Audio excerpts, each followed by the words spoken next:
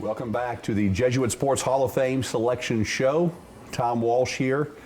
Always one of the highlights of my year to come over and sit here at 12345 Inwood Road and announce the Jesuit Sports Hall of Fame inductees. And we've got a special one here now. Todd Wallace from the Jesuit class of 1988, a four-year starter, four-year player on the soccer team, one of the first freshmen to ever played for the great Charlie DeLong for all 4 years as a varsity player. Todd, congratulations. Thank first you of very all. much. Yeah. Appreciate So let's get right to it. Tell us about the call. How did you find out that you were going to be a member of the Jesuit Sports Hall of Fame? Well, I actually was at soccer practice coaching my kids last week, and I saw a call come in from Tim Trevino, a former teammate of mine.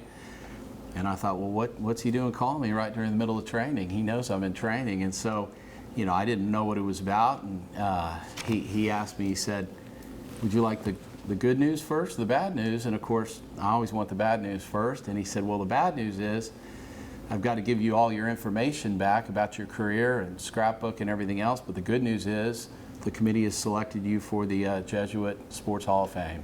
And of course, I was very excited and shared it with my players, who were very excited, even though most of the 9-year-old girls probably had no idea what it was. But it was a real special moment. Yeah, well, I tell you what, you come from a very special class of athletes. You just mentioned Tim Trevino, Louis Ballady, of course, a Jesuit Sports Hall of Famer, Richie Waxman, who went in last year, your teammate, who played up at the University of North Carolina. You got a chance to play with Chris Helling from the Jesuit class of 1986, who's also a Jesuit Sports Hall of Famer. So you played with some great talent, and of course you played with one of the legendary coaches of all time in Charlie DeLong. What was it like playing for Coach DeLong? It was an absolute honor. I mean, Charlie, you know, is one of the reasons my dad sent me to Jesuit. My dad knew the soccer landscape at the time, and we grew up Baptist. So the last place I thought I'd probably end up was at Jesuit, but my dad said they got the best education in town, and they got by far and away the best soccer coach in town, so that's where you're going. And I just can't say enough great things about Charlie. I mean, he's been more than a coach, more like a mentor and a second father to me. I would have done anything Charlie asked me to, and I tried to when I played for him, and just a great man and a terrific soccer coach. And still leaving his imprint in such a positive way today on these young men here at Jesuit. I don't think the guy ever ages. He still looks great, doesn't he? It's amazing. Yeah. I mean, he you know, one of the first things Charlie did when we first started playing for him is we'd have a bench off at the Jesuit weight room, and Charlie would out bench press every one of us. And I'm sitting here thinking, wait a minute, you know, we're 16, 17-year-old kids full of testosterone, and here's Charlie DeLong, a grown man, out bench pressing all of us. So he still looks like he could do that. So the man is just ageless, and he's done a fantastic job. Yeah, he really has, and just what a treasure for the Jesuit community. Now, I mentioned you were a 4-year varsity starter at Jesuit, and folks, 4-year starter for soccer here at Jesuit for Coach DeLong. Were you one of the first, or the first? I'd like to think that maybe I was, you know, but who knows? I don't know what's happened since I've been out, but I do know it was a huge honor. I got tapped by Hankmeister, the famous Hankmeister, who the Meister tournament has been named for. He came over to a freshman practice. We had about 60 of us out there competing for the freshman team, tapped me on the shoulder and said, you're going to come out and start training with these boys from here on out. And I was on varsity from that point forward. And it's just an amazing honor to be playing with some older classmen like Sam Bloom, Chris Helling, Stephen Biles, Greg Garner. These guys had a fantastic team in their own right, to be taken in by that group of players and accepted, and it was just a huge honor. And of course, you played one of the, I think, physically demanding positions that you can play in soccer, center midfielder. I did. I didn't have a lot of speed over short distance, but I'd run all day, and I didn't mind getting into a tackle or two. I made a career out of winning loose balls and serving them up to the playmakers. It was pretty demanding physically after a 90-minute game, running up and down the field, both ends. Yeah. So we talked off camera, and I asked you about other coaches that you had here at Jesuit that were special? And I know there was one more that you wanted to mention. There was a guy by the name of Charlie Kadupski, and for those who are in the soccer community here in Dallas, they know him. He's legendary, much like Charlie DeLong, and this man would take extra time after practices to work with me and Tim Trevino. We'd want to stay for an hour and have shooting practice, and this guy gave his time, practice in, practice out. He said, "Boys, you want to stay?" We'd say, "Yeah." He'd be here as long as we needed him here. So it meant a whole lot to me, and it was one of those things that was so above and beyond that I remember it to this day like it was yesterday. Well, you left having some outstanding coaches here at Jesuit, and your soccer career was not over. You went on to excel, and I mean excel, at Oklahoma City University, where you played for another legendary coach that was kind of a larger-than-life, well-known personality, and that was Coach Harvey. Talk about him. Absolutely. Coach Harvey started recruiting me my beginning of senior year, and I talked to Charlie, and I asked him, I said, do you know this guy? What do you think? And he said, "Todd, he's absolutely the best." He said, "Richard Benigno, who was one of the top players on the '86 team, went up there. He loves it. You can't play for a better guy." And, when I got Charlie's blessing, I took it on faith. And Brian ended up being, again, like Charlie was, almost like a second father figure to me, a great mentor. We're still friends to this day. And I could not ask for two better coaches than what I had in high school and in college. They were fantastic from a mentor standpoint and also a soccer standpoint. Well, and you chose to go play for Coach Harvey. You had all scholarship offers from Illinois State University, Centenary College, Midwestern State University, which has a fine soccer program, North Texas State, and the University of North Carolina, and where you could have joined your teammate, Richie Waxman. But you chose Oklahoma City, and it sounds like that was a great decision for you. It was. It was one of those issues where, 3 hours from home, and, they offered me a full ride. They said they'd take care of everything. It enabled my dad to be able to come up and watch our games, which he was my biggest fan growing up. I went up to the campus, met Brian Harvey, and this is after having visited some of those colleges, and it's one of those things where it just felt right. And it was one of the greatest decisions I ever made.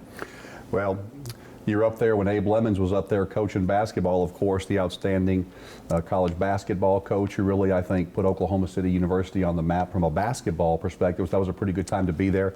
And you did so well, you were honored by your college alma mater as well. I believe it was 2002. What honor did they give you? I was. I got a call, about 10 years after I'd gotten out of college from their sports department, letting me know that I was going to be inducted into their Sports Hall of Fame. It was an excellent honor. I felt very, very flattered, very humbled by being put in, especially so early, and I cherish those moments being inducted. Now, where did you go to school before you came to Jesuit? Right up the road. I went to Good Shepherd Episcopal School right at Midway in North Haven. I need to know, have they put you in their Hall of Fame yet? Oh. Because you're getting inducted into every Hall of Fame that you went to school. I tell you what, I mean, it would be great, but I don't know that they have one. But yeah, I know they don't. But that's a great school as well. It is. Good Shepherd is fantastic school. Wonderful school. Pro soccer.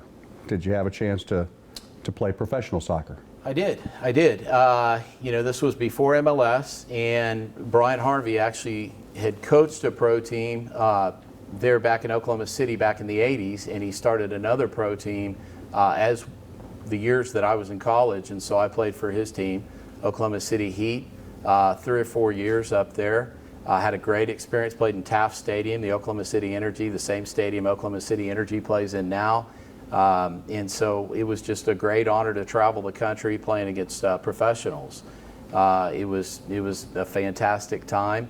Back in those days, you could play professional soccer during the summers and also continue to maintain your eligibility. So it was just a great time. Now let's talk about what you've done with your professional life.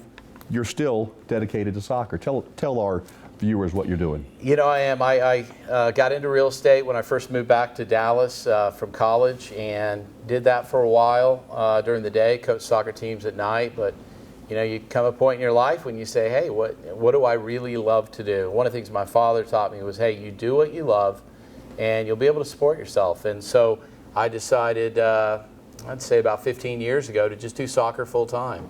And I started a soccer club. I ended up selling that soccer club. I got back into real estate a little bit and just said, hey, you know, soccer's what you really enjoy. So I started another soccer club, this time coaching girls soccer, which was interesting at the beginning. And I've been doing that ever since. And it's a labor of love. You know, my office is a soccer field. You can't ask for any more than that. Yeah, and I know that North Texas is a hotbed of outstanding soccer, and I've got two little girls that go to school at parochial school up at Prince of Peace, and I know a lot of their friends are committed to select soccer, and it's I mean, really the talent level around here is incredible, isn't it? It really is. I mean, this is one of the biggest soccer hotbeds in the U.S., and we've got kids playing all over the Metroplex.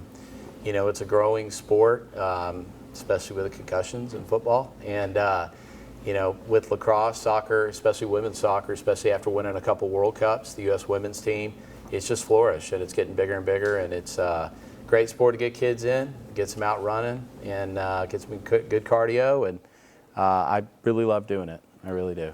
So let's end it with this, Todd. As you think back about your time at Jesuit and you look at all the accomplishments that you've had, obviously incredible athletic achievements, but as you look on your life, what's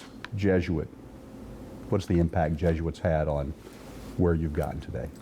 Oh, it's enormous. I mean, you know, I tell my father, I said, the greatest two things you ever did were get me in soccer and send me to Jesuit. The principles they teach you, the camaraderie you have with your teammates, your classmates, that never ends.